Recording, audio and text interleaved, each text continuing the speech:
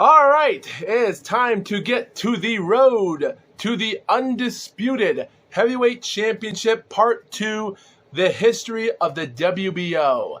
In history, guys, it's going to be great, guys.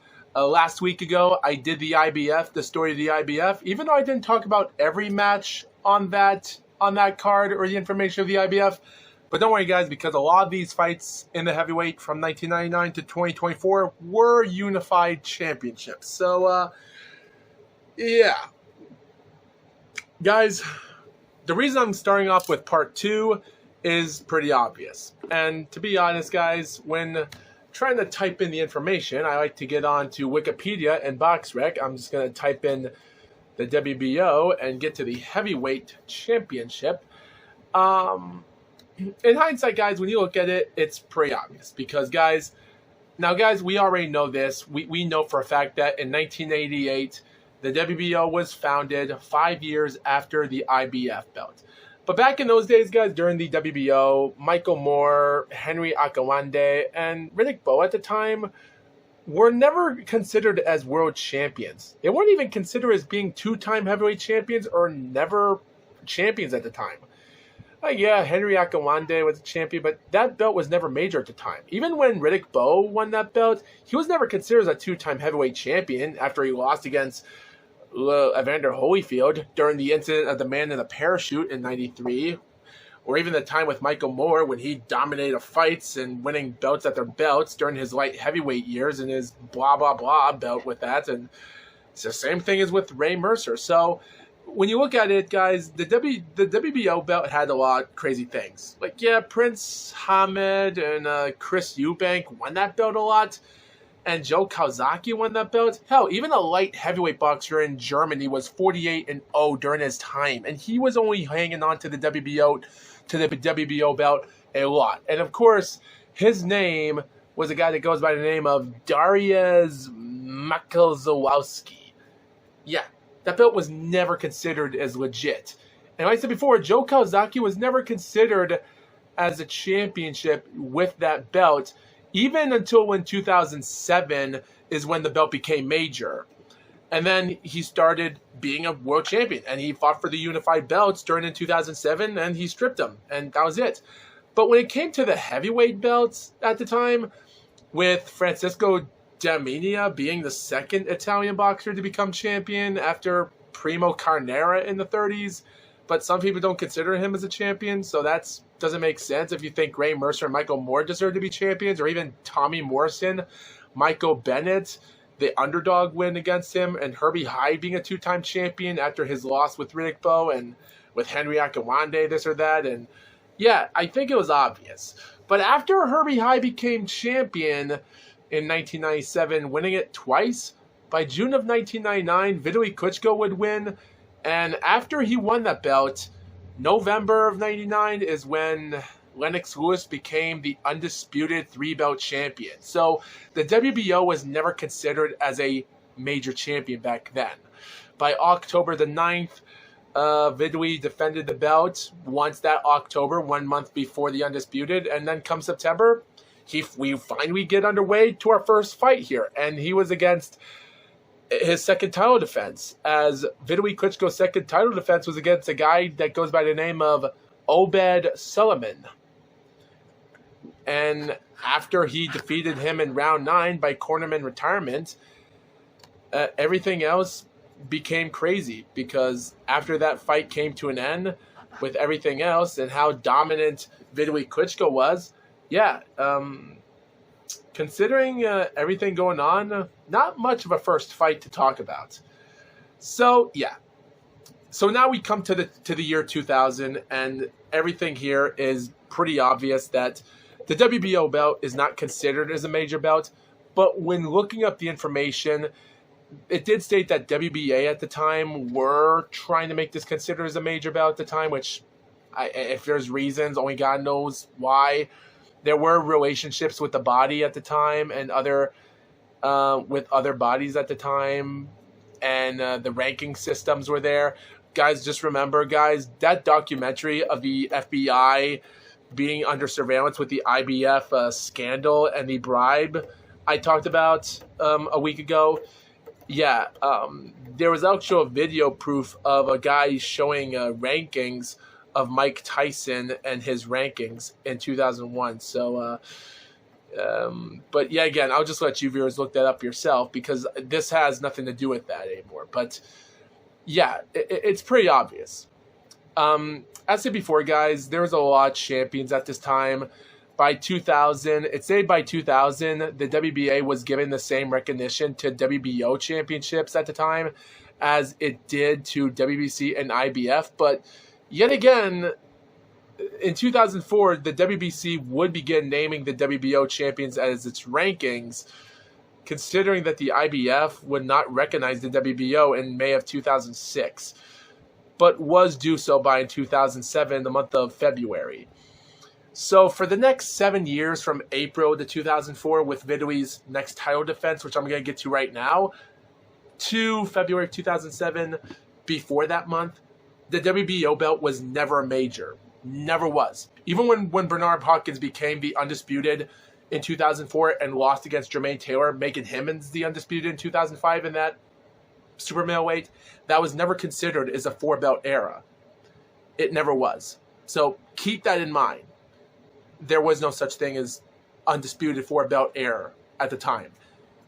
And a lot of people got confused when Devin Haney became the Undisputed in his division. I'm sure some of you viewers know how Devin Haney became a 4-belt champion Undisputed in one of the weight classes a couple years ago. And someone put up a postcard of a 4-belt era of champions, says from 1989 to the present. But like I said before, there was no such thing as 4-belt era until February of 2007. So I'm just explaining this to you viewers so you viewers will understand when the WBO becomes a major. So just keep that in mind. But not in 2000, in April of 2001 on April Fool's Day, when Vitaly Klitschko got pranked by a shoulder injury that cost him his first defeat. A defeat that he would have won. And yes, guys, it's Chris Bird. Remember Chris Bird? The guy that had his fluke title I talked about last week ago in his IBF? You know, I'm sure you viewers saw the IBF video I made a week ago of how much of a fluke he was, retaining that belt, defeating Evander Holyfield, and had those controversial decisions with Freza Kendo and Andrew Galata and his Jamil McLean and his Darvarel Williamson, and how he got squashed by Vladimir Klitschko for the next 4 years for him holding on to that belt, or 3.5 years. Yeah, this would also be a fluke for him as well. And this was not an April Fool's prank. Vitaly was demolishing his butt so much. Like, guys, you viewers have to understand this. Bird was in training for the fight against Lawrence Clay Bay during this time. So originally this fight on April the 1st was originally supposed to be this. Okay, let me explain. This fight took place, like, the fight was 10 days notice. Chris Bird was the next person to be picked. He took this fight 10 days notice after the original challenger that Vitaly was supposed to take on that day in Berlin, Germany, was supposed to be Donovan Razor Ruddick. But he pulled out due to a hepatitis infection. After all these years, this is the first time I'm actually reading this information now, because I didn't know Razor Ruddick in 2000 that got his butt beat by Mike Tyson twice in 1991, past his prime, in my opinion, was getting a title shot. I can't even imagine that. And him being pulled out 10 days notice, with Bird being the next fighter to be in this challenge for Vitaly's WBO belt, is ridiculous. He got his butt dominated. He was supposed to take on Lawrence Clay Bay 10 days before this main event, and guess what? He was out of it. He just couldn't find success. Like, guys, there was one moment in, I think it was the 5th round, when Vitaly actually, there was one moment in round 5 when it seemed like that Chris did found some successful moments in round 5, which had to be his better round. Round 7 was one of the rounds that seemed like an interesting job and once in a while. Round 9 was also another interesting round that Chris Bird might have won. So when you look at that, like, the scorecard, in my opinion, was somewhat of probably 88 to 83 or 87 to 84. I think it was 88 to 83 because round 5 and round 9 were the best rounds for it. But Vitaly Klitschko was dominating him so hard in round 2, round 1 as well, round 4, round 6, barely round 3 and round 8, kind of. And like I said before, round 7 was a close. And then when you came to the end of round 8, you get to realize that Vitaly injured his shoulder. And when he injured his shoulder, my God, this made Vitaly the biggest hateful person for all fans, saying that this guy has given up. The fight ends due to a shoulder injury. And some viewers even thought that this was going to go down to a technical decision. Wrong.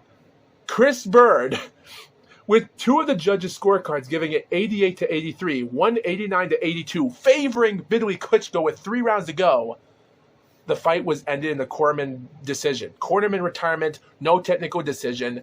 The WBO heavyweight champion, Chris Bird, a fluke champion again for the second time, a 2-time champion, won.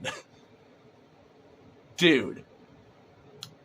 And it later realized that Vitaly was diagnosed with a torn rotator cuff. After Klitschko quit the HBO commentary, Larry Merchant, and when I saw this video and the fight, and I heard him talking about how he didn't have the mentality of a champion, and they can hardly. It was hard. Like, he found it hard to believe what he saw because he just couldn't believe that he quit because of a shoulder injury. And like I said before, Harold Lenderman had to score 88 to 83. So during the stoppage of the time, and yeah, it was crazy. Yeah, April Fool's prank for Vitaly, because it was not a funny April Fool's prank, because Chris Bird kicked his butt because of that injury. Yeah, congratulations, you won the champion. Guess what? October the 14th, Vladimir goes 12 rounds of decision, beats Chris Bird's ass in round 9, beats his ass again in round 11, both by knockouts, even though Chris Bird would recover the 12-round fight. But the scorecards, guys, I didn't even think about judging this fight, and I didn't even think about watching this fight. The scorecards were 120, 106, 118, 108, 119, 107, blah, blah, blah, blah, blah. But yeah. Vladimir Klitschko defended his brother's honor, and he became the WBO champion.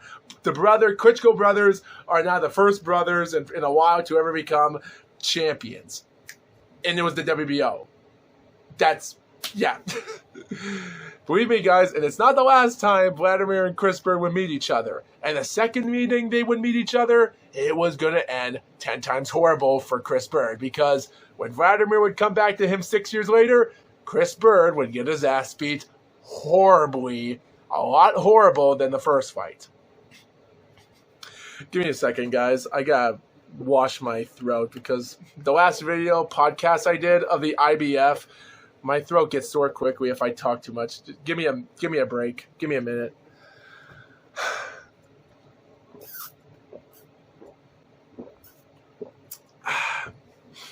Drink a little bit of water and a little bit of cappuccino. Give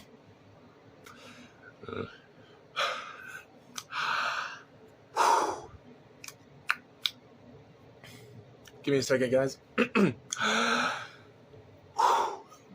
And you know what, guys? How about we skip that Derek Jefferson fight that Vladimir fought in March 24th? Because the only information we can show you guys is it's nothing. Because all we can say is Jefferson was just a guy that was ranked number 10 in the WBO in December, and nothing much.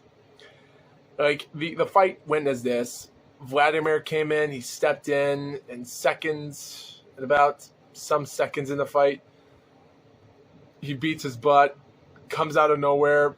Like Jefferson's his left eye is swollen, and And surprisingly, it was a huge mistake. Like, there's nothing much you can say about this fight. He knocked him out in round 1, and surprisingly, in round 2, he tried to survive as much as he can. Got knocked out multiple times, like 3 times in the fight.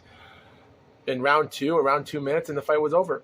Come August the 4th, he takes on Charles Shufford, whoever he is, a guy that had a abysmal record, a lousy record. Like, his record at the time was 17-1, but there was nothing interesting competition he didn't take on. He didn't take on interesting competition except fighters like Lamont Brewster in October of 2000, which was a good win for him. He lost against Robert Davis, but any other fights he fought in at the time were just nobody. So for a reason why he got this title shot, other than his Lamont Brewster win, and at the time in the month of May, he was rated number 15, barely. In April, he was not even rated by the WBO. Come a month later, in May, he was rated by the WBO. Yeah. And before you know it, he gets his butt beat. He gets demolished. He gets knocked down in the second. He gets knocked down in the third. He tries to recover, but no matter what, like there's just no point for him getting a title shot. Come to the end of round 6, he knocks him down a third time, or something. At this moment, Vladimir Klitschko, there were some rumors saying that he wasn't that much of a skilled boxer than Vitaly, but after watching the shoulder injury and some fans thinking that this was embarrassing for Vitaly to quit like that in his first loss, almost like how Vladimir lost against a guy that was a journeyman with half wins and half losses. Yeah, there's just nothing much you can say about this. And then come the month of March the 16th. The month of March the 16th, Francis Botha, there's nothing much you can say about this guy. This guy was out of his prime. He had no chance. After his fights with Axel Schultz in that controversial IBF fight that made him now a guy that never won a champion, 12-round fight with Michael Moore, and the rest of everything is history. He was not in his prime anymore in 2002, and seeing Vladimir finish him off like that was pretty obvious. But I think when Vladimir defeated a past prime fighter of Ray Mercer come June the 29th, 2002, 41 years old, what was the point of Vladimir taking on these nobodies? He even takes on Jameel McClain, the guy that Chris Bird would defend his IBF belt some years ago, December the 7th. Vladimir would dominate that fight as well, and considering this, there wasn't a lot of great competition to talk about other than past prime fighters that were never in their prime or guys that were nobodies. And I think that was the whole thing about the WBO belt. The WBO belt was almost like the WBU, the IBA, and the IBU, and the WBF Federation, the Foundation champion. Those championship belts were fights against nobody opponents, taking on nobodies, and they were just easy minor weight titles. And this is what the WBO was back then, just minor weight titles. There's just nothing much I could say about this title. Come March the 8th, 2003, we would have a completely different story, as Corey Sanders, out of nowhere, he goes to Vladimir's backyard after Vladimir Klitschko fought twice in 2002 in America. Well, he fought 3 times. One in March was in Germany, and twice in June and December were in America. Also, his win against Charles Shufford was also in America in 2001 as well. But still, Corey would go to his backyard at the age of 37, past his prime, and he, as an underdog, this is one interesting fight I'm interested in talking about. So the fight starts out as this. In the first several seconds of the fight, it starts out, Corey Sanders is using his height ability, and at the time, when you look at this, Corey Sanders at the time is taking on a 6'7" tall, crazy Russian type fighter. Corey is this South African fighter, and he's out of nowhere.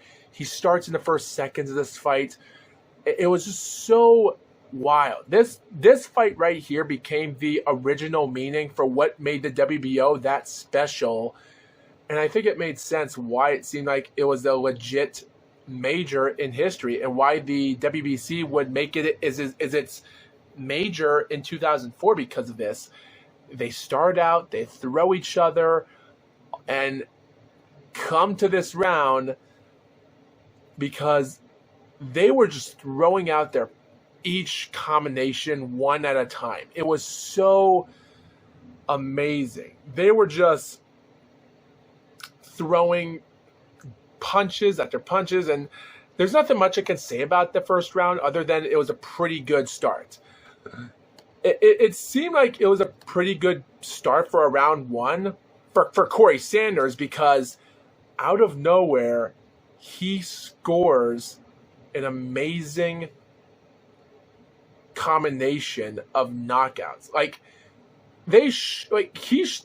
Like Vladimir Klitschko might have been shocked of how that fight went on in the first round, and he obliterated Vladimir in the first round.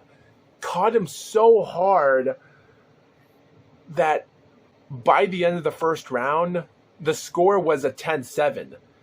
Mostly, I gave the scorecard a 10-7 in favor for Corey Sanders in the first round because of that. Because in the first round, because you have to understand, in the first 30 or so seconds, Sanders caught Klitschko with a short, hard left with 30 seconds left in the first round, sent him down to the canvas. He did it 3 more times, which is crazy. It was so crazy that this was just crazy because it was regarded as a top contender for how this became to be and then come round 2, we weren't even seconds into the second round. And Corey he did not give Klitschko a breath of fresh air. We weren't even 30 seconds into the fight. The fight ended in 27 seconds, knocks him out. The referee stops it. That's it. Like, guys, there's nothing I can say about this fight. There's just nothing I can say about this fight. Like, Klitschko tried to do his best to throw good punches in that fight, but I don't think he was ready. I don't think he expected Corey Sanders to come out there because he thought to himself, oh, hey, don't bother me. Like, I'm a 26-year-old Ukraine guy. This is a 37-year-old African. South African fighters suck. Yeah, well, guess what? This guy might be 11 years older than you, Vladimir, but he surprised you. And you know what? You got what you got. You got what you deserved. Because if Vladimir thought that this guy was past his prime, he was going to be an easy cupcake. Yeah, easy cupcake, you thought. Guess what? This cupcake you think he was going to be easy, he took you to school. It's such an embarrassing way that you think to yourself that Vladimir had to help his brother Vidui retain the title when Chris Bird defeated him. Guess what? Come October the 7th, 2003, Sanders would actually vacate this title due to a sign with Don King because it did say that he was going to fight for the WBC belt in 2004. Yeah, guess that title because we are going to talk about that in part 3. The WBC belt is going to have a lot of fun information I'm going to talk about. And Corey Sanders, we're going to get to him in the next episode. And for Vidui Klitschko as well. We're going to talk about those two and see how Vidui took care of Vladimir's opponent that just made the biggest upset in the year 2003. Yeah, we're going to get to that some other time. But speaking about getting this to some other time, Vladimir decided to fight for the WBO belt again in April the 10th, 2004 against Lamont Brewster.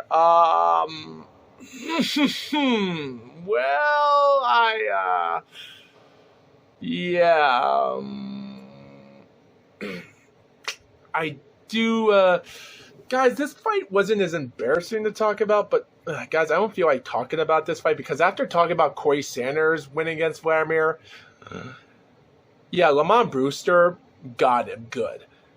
Guys, Klitschko threw a lot of punches and landed a lot of punches in this fight. He was dominating the fight in the first rounds of this contest he was doing against Corey Sanders. Lamont Brewster at the time, but Lamont Brewster just out of nowhere just brought an upset victory because Vladimir dominated round 1, round 2, round 3, and round 4. He dominated all 4 rounds, and guess what?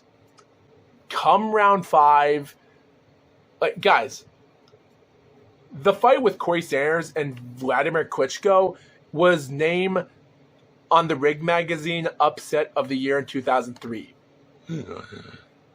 This fight right here, considering it was not considered as Ring Upset of the Year, which I can't find information if that's true or not, but this fight was embarrassing.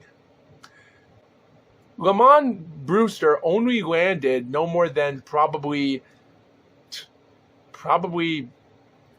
30 punches in this fight. I don't even think Brewster landed. I think Lamont Brewster landed 30 punches in this fight, and I think 30 of them were power punches. Maybe 10 of them were landed by jabs, so maybe he landed 40 punches and probably over 150 punches he threw in those 5 rounds, and Vladimir throwed probably 200 to 300 punches in that fight and landed 100 of them. Maybe half of them were power punches. Yeah, Vladimir was dominating this fight, and come round 5, shortly after the fight was rushed, because keep this in mind, guys, this was crazy. It ended in a stunning end of craziness when Lamont Brewster came off the canvas with everything going down. This fight ended surprisingly. We were about to come to the end of round 5. We were going to the end of round 5. And out of nowhere, Brewster, out of nowhere, considering some people said he was a 7-1 underdog, they were right. He came out there, he came off the canvas that day, and he landed a pair of smashing left hooks to turn the fight around. And those left hooks he threw were the craziness. And even though the bizarre fashion after, he landed that one. He won that fight in bizarre fashion after the bell sounded at the end. But the referee, Robert Byrd, waved off the fight because you could not be saved by the bell in round 5. And just seeing Vladimir lose that fight was bad enough. And I think it was obvious that he needed a new trainer. He had 3 losses in his career, and he just had no business being there. Lamont Brewster, considering he would defend his belt in September the 4th, 2004 against Kali Meham, and we heard that these two were friends. They boxed each other in gyms before. And even though I saw this fight before, and I do believe Kali Meham might have won this fight, but you viewers decide if it's true or not. Yeah. Because I did heard that after Kali Meham knocked him out in round 8, and he did had some skillful wins in round 2 and round 4 and round 5, 7, and the knockout round, and him winning round 12 to finish off the round. I had the scorecard 114 to 113. Even though one judge had the same score as me, the other did it the same way, but had it favored for Lamont, and another judge had it 115 to 113, which I think that was a botch because I don't think that judge knew there was a knockout. So I'll give it, say, it's 114 to 113. Yeah, seeing Lamont Brewster win this fight was surprising enough. And guys, remember that split decision draw we had with Chris Byrd and Andrew Golota? Well, it did state that Andrew Golota had another title shot in the WBC belt with, I guess, or the WBA belt last year ago against a guy that we might talk about in the WBA because he did had another title fight a year ago that went a controversial unanimous decision win. but I'm going to get to that some other time. Yes. And I know, guys, this fight does have to involve a fighter that I don't want to say his name, but I might as well. And his name is, obviously, John Ruiz. Yes. Of how he won that fight against Andrew Gallardo in the WBA. Sorry for spoiling it. Well, come May the 21st, 2005, Lamont Brewster would fight against this guy that had 2 amazing 12-round fights in heavyweight titles, making a comeback. Guess what happens? Brewster he gives Andrew Gallardo a TKO victory, like what happened in 1997 with Lewis versus Gallardo, ending in round 1 by TKO. Gallardo did the same thing. He got knocked by Brewster in the first round in 52 seconds. Yeah. And what makes it crazy, he was knocked down 3 times in 53 seconds. He lost his 3rd title in a title match in a row and his 4th title overall. He would never compete for another heavyweight title again. And then the rest of Lamont Brewster's career would come to an end.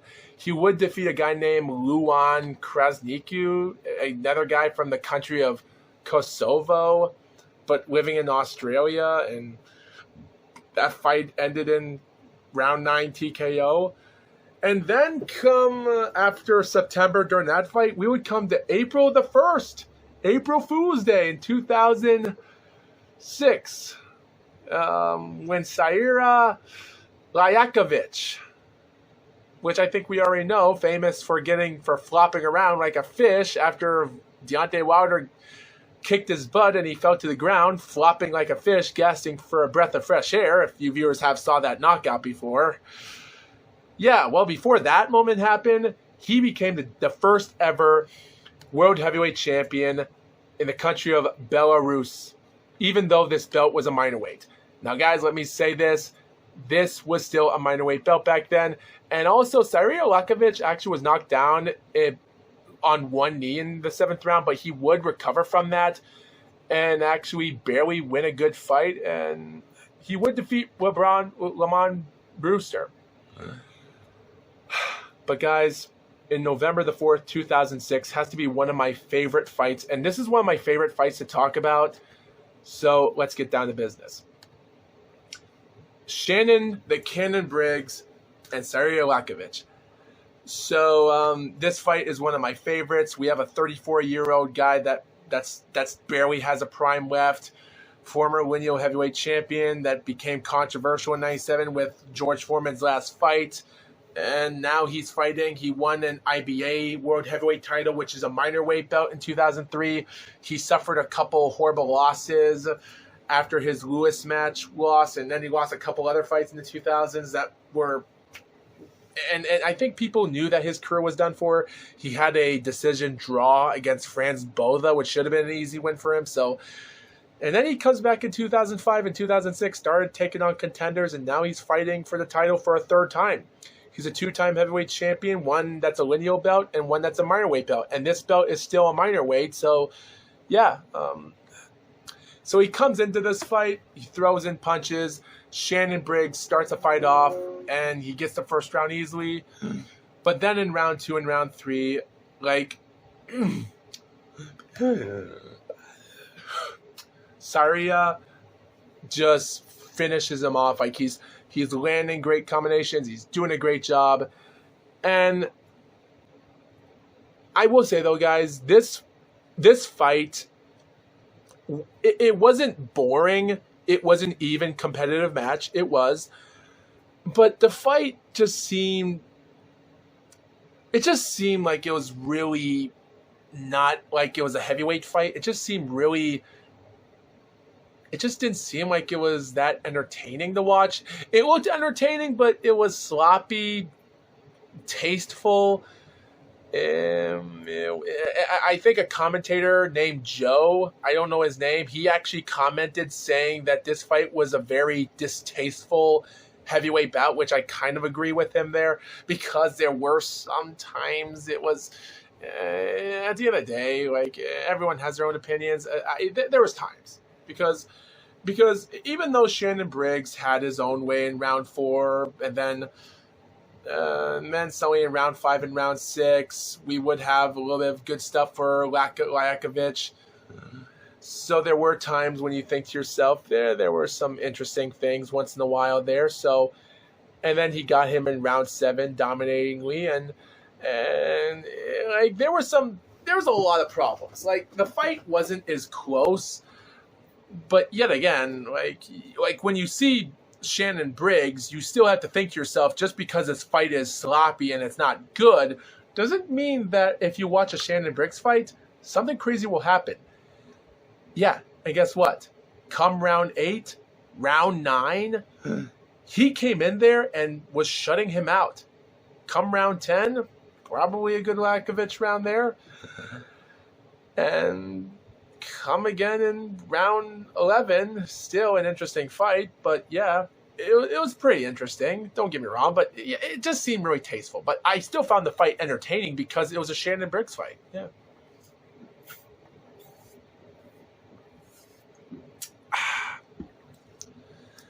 And then we get to the 12th and final round. And I'll be honest, guys, the 12th and final round was so amazing. Briggs was landing. He throws amazing punches.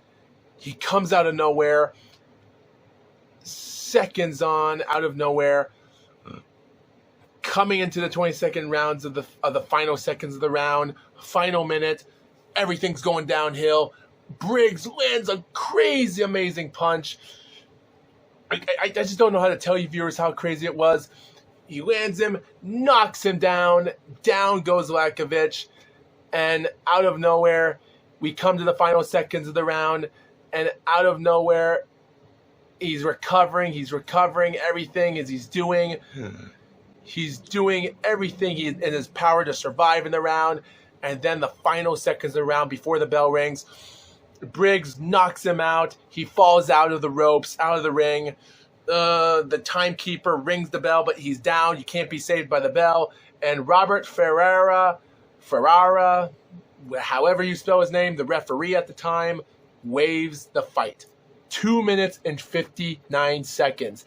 This fight is also known for being the fight of all fights here. Just like Chavez versus Meldrick Taylor 1 fight back in the 90s when the referee counted and he waved the fight off with 2 seconds left, which I'm sure you viewers know that moment. This fight ended in 1 second. Briggs was trailing by only a few points in the fight, and he won this fight with 1 second left. With the reminiscent of that Chavez and Taylor fight, 1.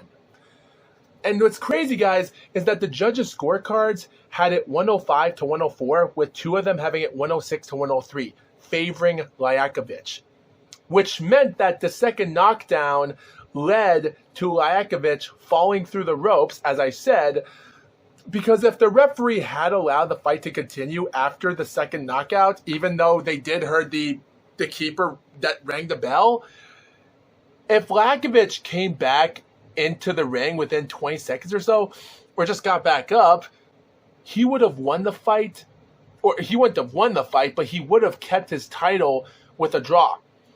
Because not only Briggs won this round, so the scorecards of the two judges that had 106 and 103 for Lajakovic would have been 113 and 113, with the other judge having it 114 to 112 to Briggs. But yet again, the other 2 judges would have had 113 and 113 because the score of the 12th round would have been a 10-7. And Lajakovic lost 3 points. But the fight would have ended a draw and he would have retained his title. So we have 2 controversial fluke wins and titles for Shannon Briggs, making him a 3-time champion. Or a 2-time champion. And this is still a minor weight belt. It's so hilarious. It's just so hilarious of how crazy Shannon Briggs wins these titles. And guess what, guys? Come the month of February of 2007, the belt's a major, and Briggs still has the title. Guess what? 2007, he would be the last heavyweight champion in America for over 8 years, because we wouldn't have another American championship again by June 2nd, 2007 from January 2015 with Deontay Wilder and Berman Severn. That I'll talk about another time, because Sultan Ibragimov goes 12 rounds by unanimous decision against Shannon Briggs, and now the United States is done in the heavyweight division in the 2000s. The heavyweight division in America is dead. The people are losing it. Viewers, fans in America are tired. They don't want to watch heavyweight boxing no more. The fans don't want to watch it anymore. But guess what? Come October the 13th, 2007, Evander Holyfield, past his prime, is going to Russia to kick this 21-1 fighter's butt. At the age of 44, he comes into the fight, but he loses. And surprisingly, guys, I gotta give credit, because Evander Holyfield coming into the fight and fighting that fight, even though I don't think he did better than Shannon Briggs, even though Briggs kind of did slop work once in a while. But yeah, I think you viewers can tell. It was pretty obvious. And then that's it. Like, there's nothing much I could say about Sultan Ibragimov except those two fights, because there's not a lot of information about that other than the fights ended in 12-round decisions. Because, of course, come February of 2008, Vladimir would win the fight in Madison Square Garden, win the WBO belt, and that'll be it. So, guys, I will say this, though, guys. I've already talked about the IBF belt and Vladimir Klitschko. So, and after talking about the Tony Thompson and Hasim Rotman fight in 2008 as well, Ruslan Chavez, not much to say about that fight yet. I'll get to that fight in the WBA story. And same thing, I've already did the Eddie Chambers, and I'll get to Samuel Peter another time. I think it's obvious because, and I'll get to the David Hay story as well some other time. And same with everything else about John Mark and Tony Thompson, because those fighters I have talked about enough already today. I want to talk about November the 10th, 2012, with Vladimir Klitschko defeating Mariusz Wash. Because this was interesting.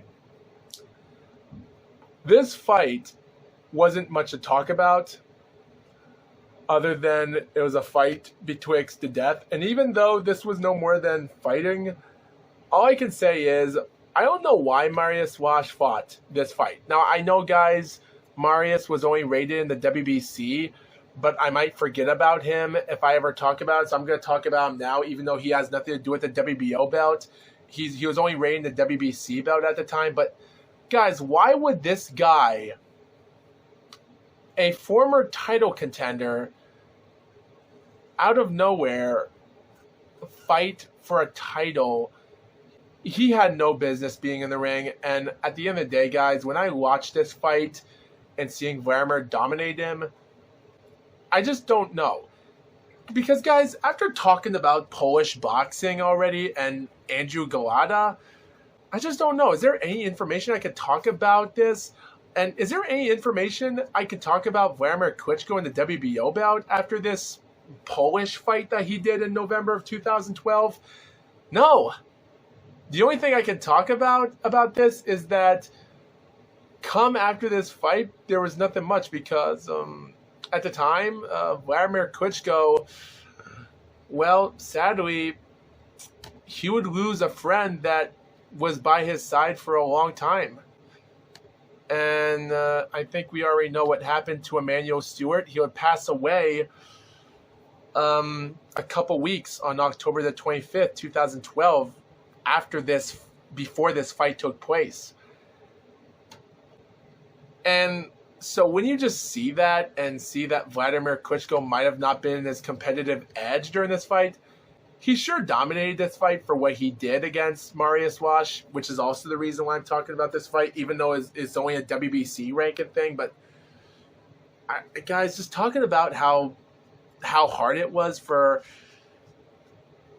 for Vladimir Klitschko to go by himself. Hell, even Vitaly Klitschko would never box again during the end of 2012 after his last fight with, I think we're going to talk about him in a little bit because there's a lot of information about Vitaly's last fight this same year, 2012, and he would never box again 2013 because come 2013, after Francisco Pianeta got his butt beat by Vladimir Klitschko, which Francisco was rated number 9 in the WBO at the time. And when you just see it, guys, Francisco, considering him getting his butt beat 10 rounds by Tyson Fury in August of 2018, during Tyson Fury's comeback, yeah, this fight tells it all that Francisco had no business being in the heavyweight title picture. Because in CompuBox, he only landed 2 of his 16 punches of jabs, 88 punches he thrown in power punches, and 22 of them were landed. That's a total of 104 punches and 24 he landed in 5 rounds, 6 rounds. Vladimir threw 277 punches, 116 of them are landed, a lot were power punches, and a lot were jabs. He threw middle, so just seeing how that fight became, just seeing that, it was not a lovely fight to watch. And that's the same thing as Alexander Poviekin, but we're going to talk about that fight when we get to the WBA. But believe me, guys, there's a lot of information I'm going to talk about the WBA. It's going to be fun. But guys, after the Alex Lepay fight in April 2014, and Alex Lepay was number 1 ranked in the WBO during the time in December of 2013, and several months later he fought for the fight. He fought for the fight, is what I meant to say. And like, guys, you have this guy, Alex Lepay. Did this guy deserve to be in the boxing world? Hell no. Like, don't get me wrong. Like his win in November against Denis Boistov, that 33-0 guy. Yeah, I can understand being number 1, but his record didn't have much to prove it. Vladimir had that easy fight in the bag. He got him in round 1, and Lepay was the first Australian boxer, fun fact, to fight for a legit world title. Now, guys, those fights that Cali Meehan fight and the Lamont Brewster fight in 2000, in 2004, considering Cali was Australian he was actually born in New Zealand, but he was raised in Australia, but he did serve New Zealand at the time, so either way. But he was raised in Australia, so you can say either way, Australia, New Zealand. But back in 2004, like I said before, the belt was never a major at the time. So considering this, history was pretty different back then. Because it stated that Alex Lepay was the first Australian boxer to have a world title fight since Billy Squires, who unsuccessfully challenged Tommy Burns in 1907. The first Canadian to win a champion, the shortest champion at 5 foot, at 170 meters, which converts that to 5'7". He was also the first guy to defend a world title 10 times. So considering how it took them over 100 years to get an Australian to fight for a heavyweight title, yeah, and guess what, guys? 2 years later, we would have a first Australian to win the heavyweight champion. That's great history there. Guess what? 2 years later, during the same year, 2016, we would also have a first New Zealand heavyweight champion. And we're about to get to him later. Vladimir would win that fight, like I said before, Kubrat Pulev. We talked about that fight. And the Brian Jenkins, no comment. And Tyson Fury, like I said before, guys, I've talked about that fight a bunch of times in my life. And when you see how Tyson Fury handled that fight, there's just nothing I can say about that fight. Guys, there's nothing I can say about that fight anymore. The Tyson Fury and Vladimir Klitschko is out of the water for me. Like, there's no information I can talk about that fight anymore because I've reviewed that fight. I've told it on the internet a bunch of times, so it's hard for me to repeat it. But I will tell you, viewers, the outcome of what happened after Tyson Fury stripped it. Now, guys, I've talked about how Tyson Fury stripped the IBF belt because he didn't want to take on Charles Martin because they wanted to offer a rematch clause with him and Klitschko, which never took place. And we're going to talk about the tournament, WBA tournament, next time. Well, part 4. But, guys, it's stated that on October the 12th, 2016, the information says this on Wikipedia. Fury, who had previously withdrawn from a rematch against Vladimir Klitschko before testing positive in a voluntary anti-doping association, which was known as the VADA, testing for cocaine on September the 29th. He vacated the title on October the 12th, 2016, after testing positive a second time, citing his need to focus on treatment and depression. We already know the story of him trying to drive his car off a bridge, and something in his mind told him not to do this and not end his life. So I think after that moment, I think it was obvious.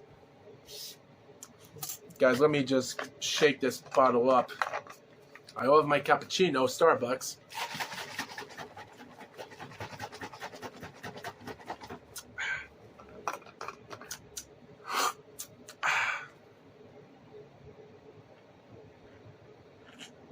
Oh, that tastes good. But yeah, like I said before, guys, hearing the information about Tyson Fury driving his car off a bridge and this or that, and how he didn't want to get psychiatric help from people because he thinks that people would laugh at him and have this or that, and which makes sense, guys, why people don't ask for help, because they don't want to people think that they don't want to laugh at this person. And I think that happens to a lot of people in the world. But yeah, the information we know is that he got all his titles stripped, including the WBA Super, and the lineal belt was still a belt back then. And then come December the 10th, 2016, we had two countries fighting for each other for the WBO heavyweight champion of the world. We had Joseph Parker from New Zealand taking on the first Mexican, Andy Ruiz. This fight right here, guys, is so epic. This fight right here is going to cement itself as who is going to be the first country to become heavyweight championship. This fight right here, guys, is going to be great. 13,000 people from the country of New Zealand are going to witness a Samoan New Zealand taking on a born American but raised Mexican fighter out of nowhere. Two guys that are over, 247-pound Parker and a 256-pound Ruiz fighting each other live. This was a great, big, awesome fight. This right here cemented itself as the greatest moment. And if there's a reason why people thought that Andy Ruiz was a 1-15 underdog against him and Anthony Joshua on June the 1st, 2019, for God knows why people never talk about him in this fight with Joseph Parker, I don't know why. And I think I do know why, and I'm going to talk about that next time when we get to the WBA. When we talk about his other fight in the title. But the information I know, guys, is that Andy Ruiz and Joseph Parker did not hold back. They put on a show for the crowd, the fans. And I had Andy Ruiz 115 to 113 2 years ago when I actually saw this fight. I watched the fight. I went on BoxRec and scored it 115 to 113. My scorecard is this, that Andy Ruiz won round 1, round 2, round 3, round 7, round 8, round 9, round 10, and round 11. Not round 9. That was Parker, because he won 4, 5, 6, 9, and 12. And I think that's a fair score. I believe it was a fair score. I kind of believe it. Like, you could say that Ruiz did it. Like, there were some rounds where, like in round 10, round 7, like round 1, round 2, and round 3 were easy wins for Ruiz, in my opinion. Round 8 was a close round here. Round 11 was also another close round, which was even. That was the same thing for round 10. And So there were some easy rounds here there that were close. You could say that Parker won this round. He won that round. So it was a close fight. It was a close fight. Also, people on the internet, including Tyson Fury and other people, said that this fight ended in a split decision, that Ruiz lost his fight by a split decision. No, that's false. I think people are blinded and stupid for not talking about that. It stated that information that one of the judges named Salvin Lagombe, if I pronounce his name wrong, had it scored 114 even. And a lot of fans and people said the same thing, that this fight ended 114 even.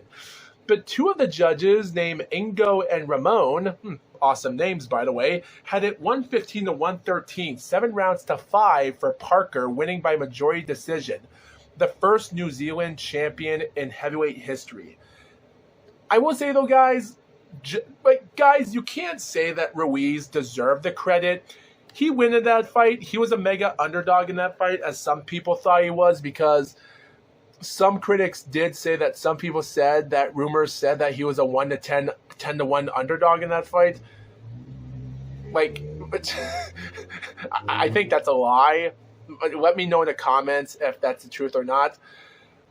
But it did stated that after the fight, Abel Sanchez, the trainer of Ruiz's trainer, disagreed with the verdicts, feeling that Ruiz won the majority of the rounds, but could not overcome Parker's hometown scorecard, which is kind of obvious because when looking up the information, yeah, like Ramon was from Argentina, Ingo, a pretty cool name, is from Germany, and Salvin, the guy that scored it a draw 114, is from the Philippines. So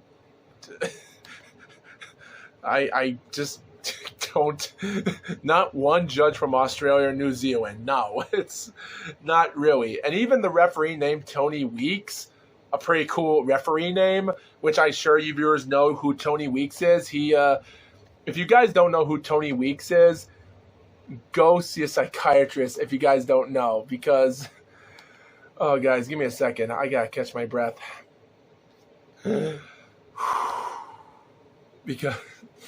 Because guys, if you don't know who Tony Weeks is, oh man,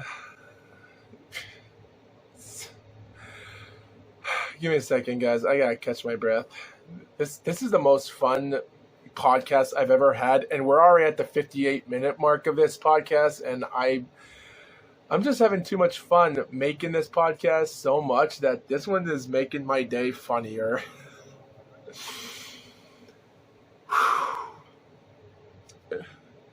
And by the way, guys, sorry for having a groggy throat or making my voice groggy because of this, or how deep it is, because guys, the more I talk, the more sore my throat gets, so I gotta catch my breath. Guys, I have to have friends. Guys, I hope in the future I have friends in the future that I can work with to become my podcast. I want to do something like the Deadlock podcast or the Brian, Vinny, and Craig show, of how they have friends and people collabing with each other. But yeah, again, guys, I'm over exaggerating, so I'm just talking too much, guys. Guys, my point is, I just want to have friends and people that I can talk to. I'm just tired of being a loner, so yeah. So guys, I can just ignore these first 2 title defenses he did, like with Razvan Kojanu, a guy that was barely rated in the WBO at friggin' number 14, just because this guy named Razvan, he had a few horrible losses. His debut fights, he has no interest in competition. The only reason he took this title fight is because last December he defeated a Chinese person for the WBO Chinese heavyweight title, and that's the reason why he's fighting for this title, ? He got deducted a point in round 4 for repeatedly pushing down the head of Joseph Parker during the clinches and such, so it was a sloppy fight. Yeah, the rest of the guy's career is sloppy. He would just lose against great contenders like Luis Ortiz, Nathan Gorman, Daniel Dubois, and F.A. Ajagba from 2018 to 2020, and his career would retire for good.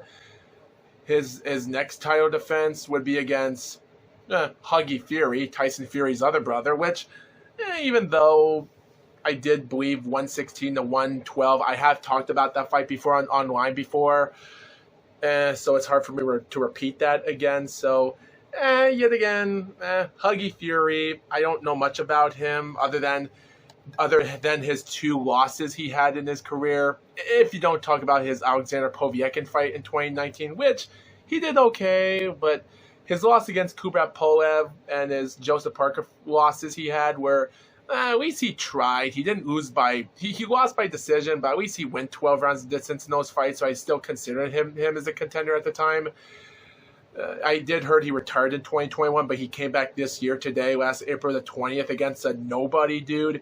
He would take on another guy next May, and now he's fighting this month of June. So he's fighting consistently this year in 2024, but I don't know if that's going to make him a title contender again. He's back in the top 30 in boxing, so who knows. But if you ignore those 2 title defenses, which I don't have nothing to talk about, there are title fights, but nothing entertaining, until you get to Anthony Joshua for the unified champion. Now, I'll be honest, guys, I do call Joseph Parker the Kryptonite, which I nickname him that, Joseph the Kryptonite Parker, or as people on the line would call him by his alias, Loop Soya La Alio Lamaritoa? Question mark?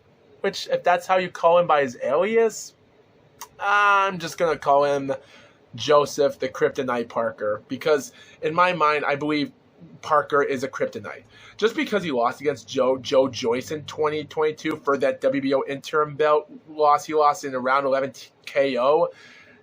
Yeah, I guess people say his career was dead and screwed, and now he's back. At the end of the day, guys, you can't win every fight, and just because he lost because of that KO loss doesn't mean that his contender days is over. Like, he's 32 years old. He can still have a good work on. You can't fight every fighter. You can't win every fight against a contender. It's not like how Zhou Zhang defeated him twice in 2023, and Joseph Parker got him back this year to win that WBO interim belt. I have nothing to say about the interim belts, just to let you viewers know, but the WBA, I will talk about that. But my point is, guys, Parker went 12 rounds of decision against Joshua. The fight was lopsided, so there's not that much I can say about it. He was the first guy to take on AJ and win 12 rounds of decision, so I'll respect him for that. He's still a young kid at the time. He was only like Joseph Parker at the time was 26 years old against a 28-year-old Anthony Joshua, so he's still in his prime. He still has a prime in him, so you gotta give him a chance. Guys, I already talked about how AJ defeated Alexander Poviekin this year, and how his boxing stance and how his strategy and how his style was in that fight prevented him in his June the 1st fight in 2019 in Las Vegas. I mean, in Madison Square Garden. Pardon my language there. To be honest, when you watch that fight, there's nothing much I can say about this. But due to Alexander Poviekin, after that fight, he defeated him. It was a pretty dangerous fight. The knockout was pretty awesome, but it seemed like that his boxing style was different. The reason why he switched up his boxing style at the time is hard to understand. And I do believe that was his major problem that cost him his first major defeat because of that. Which we would get down to Jarrell Miller versus Anthony Joshua on June the 1st in the one city, Madison Square Garden. But we already know the history, guys. Jarrell Miller failed 3 drug tests, and their first pick was Andy Ruiz. So Andy Ruiz went online, told him they had a few weeks to find a fighter, and Eddie Hearn picked him. He felt confident, and it was a win. They call this fight as Andy Ruiz is a 15-1 underdog, and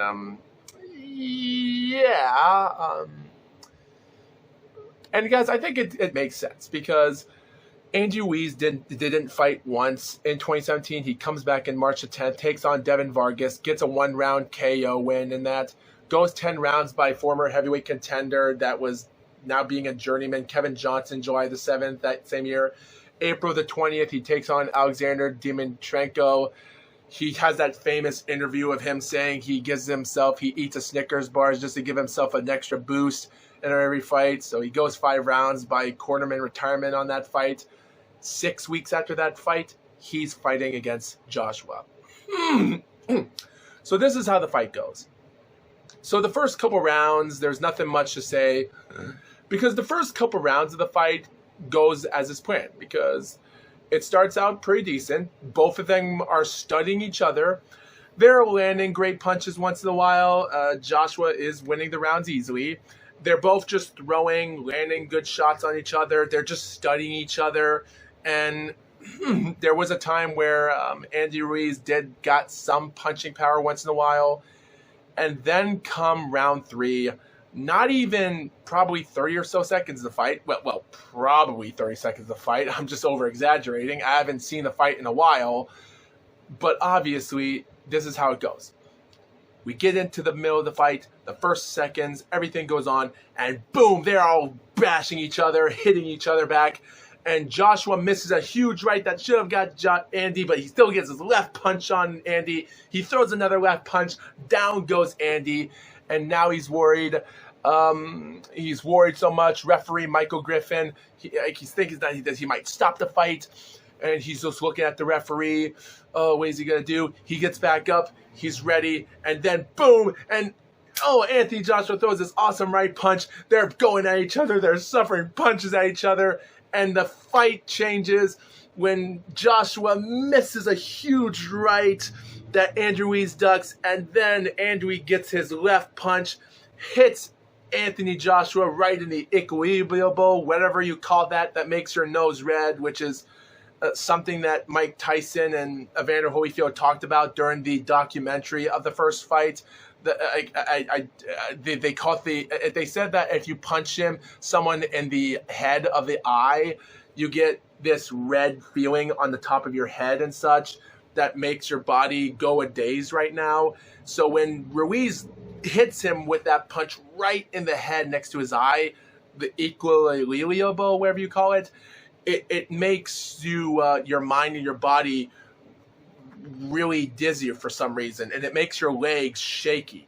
So when Ruiz landed that punch on Joshua, his body was screwed. He gets him, and he's down. Guys, remember, this is what happens in boxing. Just because you're the greatest boxer of all time doesn't mean one punch can end your career or make you suffer your first defeat. And that one punch is what changed his undefeated streak. That one punch helped Andy Ruiz win the champion. He brings him down, and Joshua gets back up, and we're already with only another minute and a half in the fight. Like, this round was so crazy. This seemed like it was a 4-minute round. That's how long it felt. The final seconds of the round, he gets him punched. He gets him through the ropes. Down goes Joshua again. And there's nothing much I can say. He gets back up, and Michael Griffin gives him the count. He tells him to come towards me. Anthony Joshua doesn't respond to that. And Michael Griffin thinks that, well, the round is over, so he'll just give him a chance. And Ruiz comes near him, but the bell rings. He celebrates, but the trainer tells him not to overdo it. And the cornerman, Joshua's cornerman, is surprised because AJ tells him what shot was it, which is hilarious. You hear Joshua telling his cornerman what shot did it to him, like what shot, and his trainer tells him what. I think you can already tell something was up. We come to round 4. Like, Ruiz does get some good shots here and there. He hurts him. He does get that round fixed and such, but he gives Anthony Joshua a little bit of breathing room into that round, even though Ruiz won that round easily. He comes round 5. Joshua wins that round, And then we come to round 6 and we think to ourselves, oh man, did Andy Ruiz give him enough time to save the energy? Like, he's still on wobbly legs, don't get me wrong. We come to round 6 and Ruiz kind of dominates that round easily. After 6 rounds, the score is 57-56 in my score for Ruiz winning. 2 judges had it the same way. The other had it the same way, but for Joshua. And we weren't even a minute into the 7th round when Ruiz goes full on blast. He's throwing combination after combination. Like, you're seeing this 268-pound dude just throwing wob after. He keeps swinging every single punch. And Joshua just can't seem to see what's going on. He's down again for the 3rd time. He gets back up. And again, Ruiz does it again. He swings, and Joshua's down again for a 4th time. Probably a 5th time in his career, if you count the Vladimir fight that knocked him down first time in that fight. He spits out his mouthpiece, and it later stated that days later there was a video of Joshua reacting to this fight, and he said that after he spit his mouthpiece, he went to the corner of the ring. And Michael Griffin said during the interview of the documentary, said that when he walked away from him, he thinks to himself, he's had it. Like, people said that he's had it and he's afraid. It also said that in round 4 that it said that Joshua was also taunting him with this crazy move that he was breathing his body in or that, but you can still see the fear inside of him, being scared of this short guy that's a pizza delivery guy taking on this Adonis of Joshua, which is hilarious. And so when you see him in the 7th round, like, he's in the corner of the ring, both of his gloves are in the corner, and Griffin is telling him are you ready to fight? He doesn't respond. And AJ said that during the time he was waiting for him to put his mouthpiece back in his mouth, because this is what AJ said. AJ said that he was waiting for Michael Griffin to give him back his mouthpiece because he was waiting for him. But he wasn't responding to him. While Michael Griffin said that, like, AJ wanted him to give him more of those seconds for the round. But the referee doesn't allow him to give him more seconds to recover. That's not how a referee works. He didn't respond to him just because Anthony didn't give him his mouthpiece. He spit the mouthpiece when he was 1 knee on the ground. He didn't spit it. It didn't knock him out. Like, Andy didn't throw a punch that knocked his mouthpiece off. He was on both of his knees on the ground and he spit it out. That's what happened. And Michael Griffin saw that. It's not like the 1990 fight in Tokyo, Japan with Douglas and Tyson, when Mike Tyson was down on the ground, and it said that the referee told him to give him back to put his mouthpiece on, which is kind of weird, and Mike Tyson wasted 2 seconds to get his mouthpiece to bite it before he would get back up, and then the referee would wave the fight off, which doesn't make sense. Like, to be honest, that moment is dumb. Anthony Joshua gets up, and referee grabs his mouthpiece and tells him, "Are you all right? Can you continue?" That doesn't matter, because if you're not responding to the referee and you're not saying, "Are you ready to fight or not?" there's a good reason why Michael Griffin waved the fight off. And when that fight waved off, Andy Ruiz celebrated. He jumps in joy of happiness. Oh, it was amazing. How amazing. It was proud. The first Mexican to ever win a heavyweight champion. Oh, what an underdog victory. Oh, man. And there we go. Like, there's nothing much you can say about it, guys. It's a history in the makings, and that's all we can say about this fight. It's a great legend fight, and it's great to see another underdog. This has to be one of the greatest underdog history upsets in history of heavyweight boxing in America. Probably the second in the war, because I still think the biggest upset of all time is still James Buster Douglas and Mike Tyson. The reason I say Anthony Joshua and Andy Ruiz one fight is the biggest upset of all time is because it's in America, which that's the second. Guys, this is why I say the second biggest upset of all time in the universe is Anthony Joshua and Andy Ruiz. But it's the biggest upset in heavyweight history in America.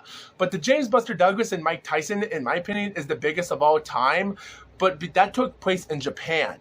I think in Japan has to be the biggest upset in the heavyweight boxing champion because of the James Buster Douglas and Mike Tyson. And I still think that is still the biggest upset, 10 times of a bigger upset than Anthony Joshua than Andy Ruiz. But because this fight took place in Madison Square Garden in America, I'll say it's number one of the biggest upset. But in the world of all time, I still think it's number two. But the celebration would not last because on December the 7th, 2019, Anthony Joshua would find a new boxing strategy. He would come up with a new idea. He would win like 10 rounds to 2 against Andy Ruiz, which he would weigh 283 pounds in that fight, with Joshua losing 10 pounds at 247 to 237. His strategy was that every time Andy's about to go for the attack, he would punch his glove to back him away, and there would be times that he would actually study the marksman. Like, he wasn't going for a knockdown in this fight. He just wanted to survive this 12-round uneventful fight. It was a really uneventful fight, and there was nothing much you could say about it. Joshua won the fight easily, and that was it. So there's nothing much I can say about that fight. It is what it is, and I can't really argue about that, but at the end of the day, does it matter? Kind of. I will say this, though, guys. When you actually look at this for a perspective, I will say this, though, guys. This is when the chips would hit the bag. Now, guys, I already talked about the Kubrat-Pulev fight and how that fight took place in 2020. And even though, guys, I have no information to talk about the Andy Ruiz and Alexander Usyk fight, so at the end of the day, guys, there's nothing much I can say about those fights because they're recent, and so there's not a lot of information I can say about it. The only information I will say about the first fight is that Usyk had a cut on his right eyebrow during that fight, but then there were moments when, for God knows why, it was an obvious win, and that's all I can say about it. Come 2022, Joshua did put in a better effort in that fight, and it also guaranteed a 1.249 million pay-per-view buy in the United Kingdom that was generated in that fight. But at the end of the day, guys, here's my opinion. I've said this before, and I'm going to say it again. Should we deserve to have a third trilogy fight with Alexander Usyk and Joshua? To be honest, no. Like, guys, even if Joshua does win this fight, it's going to be crazy. But then again, guys, why should we have a third trilogy fight against Joshua and Usyk? Like, yes, Joshua's back in the contention. He's winning fights. Like, after his 2 losses with friggin' Usyk, he comes back in 2023 and April the 1st, April Fool's Day, again, defeats Jermaine Franklin, and he's a waste of a bust. He defeats Robert Helenius, which he was a few days' notice on August the 12th, which originally he was supposed to take on Dillian White in a rematch. He defeats Otto Wallin in December in the Day of Reckoning, still upsets me. Round 2 KO against Francis Ngannou in March. So he's back in huge contention, winning 4 straight fights after his losses. But technically, should we deserve to see another title match? No. And like I said before about the Daniel Dubois fight in August the 26th, we'll get to that when we talk about the WBA story. But for now, guys, my final thought is, like, guys, when I look up the WBO, like, guys, in the IBF, we only had from 1999 of November to the month of May of 2024, we only had 9 fighters that won the IBF heavyweight title during that decade. The WBO, we only had this amount of fighters that were involved. And the fighters that were involved were pretty obvious. We've had Vitaly Klitschko, Chris Bird, Vladimir Klitschko, Corey Sanders, Lamont Brewster, Sariar Lakovic, Shannon Briggs, Sultan Imbergrev, Tyson Fury, Joseph Parker, Andy Ruiz, AJ, now Alexander Usyk.